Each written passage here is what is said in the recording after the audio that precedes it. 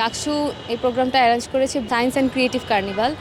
তো এখানে বিভিন্ন সেগমেন্ট আছে, যেমন project display, art and photography exhibition, তারপর হচ্ছে আমরা স্কুইড গেম দেখতে পেয়েছি এখানে খেলা হচ্ছে, তারপর পোস্টার প্রেজেন্টেশন আছে।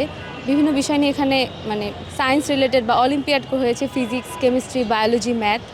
তো এর মাধ্যমে হচ্ছে শুধু যে ঢাকা ভার্সিটির স্টুডেন্টরা না, বাইরের স্কুল কলেজ থেকেও স্টুডেন্টরা এখান থেকে এসেছে পার্টিসিপেট করতে। যেমন অলিম্পিয়াডে ক্লাস 6 থেকেই পার্টিসিপেট করছে এখানে, বিভিন্ন স্কুল কলেজের স্টুডেন্টরা আসছে। তো তাদের এখানে একটা মানে প্রতিভা বিকাশের সুযোগ, যেহেতু প্রজেক্ট ডিসপ্লে হচ্ছে সায়েন্স প্রজেক্ট বা ফটোগ্রাফি, আর্ট। তো এর মাধ্যমে ওরা ওদের সৃজনশীলতা বিকাশ করতেছে। তো শিক্ষার্থীরা হচ্ছে একটু মানে সবসময় তো একটু সিম্পল টাইপের কোয়েশ্চেন অ্যান্সার করে, কিন্তু এখন এখানে একটু মানে কোয়েশ্চেন প্যাটার্নগুলো কীরকম হয় এই সম্পর্কে জানতে পারতেছে। আবার হচ্ছে একটু জটিল হইলে কীরকম হয়, মানে সহজ টাইপেরও আছে, কঠিনও আছে, যার কাছে যেমন লাগে আর কি, মানে দুটোটাই এক্সপিরিয়েন্স করতে পারতেছে আর কি। সবার প্রতিভা খুব ভালোভাবে প্রকাশ করতে পারছে।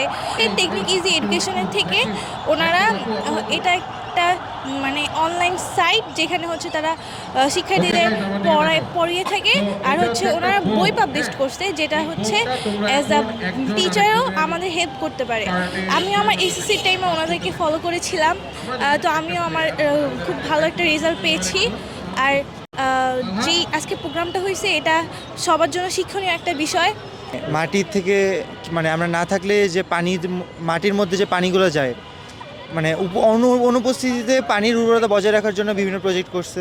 পরে ওয়াল ম্যাগাজিন আছে, এরকম বিভিন্ন প্রজেক্ট বানাইছে। এখন আমাদেরটাই ভালো লাগছে। গত 50 বছর আমরা আসলে ক্যাম্পাস 20-30 বছরে যা দেখছি এখনও সেই অবস্থাতে আছে। তো সেই জায়গা থেকে আমাদের মাথায় আইডিয়া আসলো যে এটা হলে কেমন হয়, যে শিক্ষার্থীরা নিজেদের ক্যাম্পাসের প্রবলেমগুলো নিজেরা আইডেন্টিফাই করবে এবং নিজেরা একটা সলিউশন প্রপোজ করবে। তো সেই আইডিয়া থেকে আমরা campus problem identification and proposing A creative solution এই থিমে আলোকে একটা পোস্টার প্রেজেন্টেশনও লঞ্চ করি। এখান থেকে আমরা সিলেক্টিভ 2-3টা পোস্টার যারা টপ করবে তাদের নিয়ে আমরা প্রপোজাল রেডি করে তাদের সাথে বসে যদি এগুলো ক্যাম্পাস ইমপ্লিমেন্ট করা সম্ভব হয় সেটা নিয়ে আমরা ফার্দার চিন্তা করব। ঢাকা বিশ্ববিদ্যালয়ের মতো একটা বিশ্ববিদ্যালয়ে আমরা টেকনিক ইজি এডুকেশন যে তাদের সাথে থাকতে পেরেছি এবং ছাত্রছাত্রীদের সাথে থাকতে পেরেছি, এই জন্য আমার অনেক ভালো লাগছে। এবং ইকবাল ভাইকে অনেক অনেক ধন্যবাদ যে আমরা চেয়েছি যে শিক্ষাকে সবসময় সহজ করার জন্য যত রকম প্রয়োজন আমরা চেষ্টা করেছি।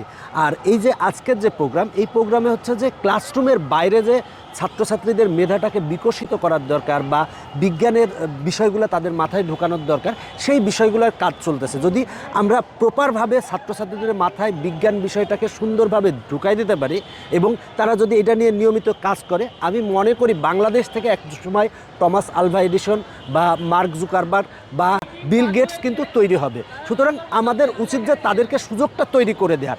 এই যে ডাকসু বা লেটস নো দ্য ওয়ার্ল্ড এর যৌথ আয়োজনে যে প্রোগ্রামটা করেছে, আমি বিশ্বাস করি এই প্রোগ্রামের ফলে সামনে অনেক কিছুতেই ছাত্রছাত্রীরা সুযোগ পাবে এবং সামনে যদি এরকম আরও প্রোগ্রাম করা হয় তাহলে আমি মনে করি যে ছাত্রছাত্রীরা অনেক পড়াশোনার ক্ষেত্রেও এগিয়ে যাবে এবং বিজ্ঞান নিয়ে তাদের মধ্যে চিন্তাভাবনা আসবে।